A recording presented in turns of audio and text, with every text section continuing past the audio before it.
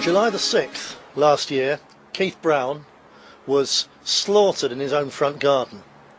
Now, Keith was a British National Party activist in the city of Stoke, a city where we now have 9 councillors, and he'd had a long-running feud with his Muslim neighbours, which started when they stole a chunk of his land when they built their new house, and from then it went from bad to worse.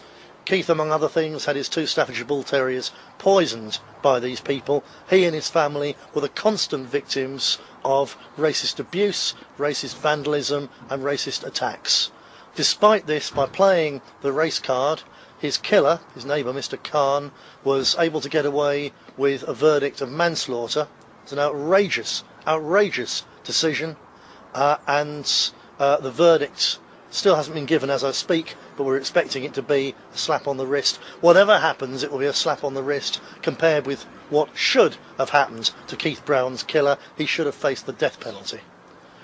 But that's done and dusted. What isn't done and dusted is our memories of Keith and our determination to bring this injustice to the public eye. And he's not the first native person in Stoke to have been murdered by gangs of racist minorities, and nothing has effectively been done about it. It's endemic in Stoke, as it is in many other parts of the country, and we've got to do something about it. So on July the 6th, the first anniversary of the slaughter of Keith Brown, we're going to be there on a national scale, campaigning in Stoke, exposing the scandal of this hidden wave of brutal racist violence directed against our people in our own country. I'm going to be there. There's going to be British National Party activists and supporters from all over the country converging on Stoke that day. We've got a lot of things lined up. It's going to be a mixture of leafleting in various different areas, and also an actual central core to the campaign. There's going to be some quite interesting things people haven't seen before there.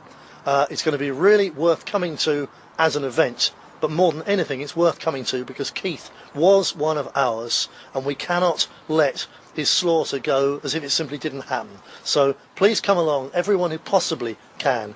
I know a lot of people have already got events of their own laid on that weekend.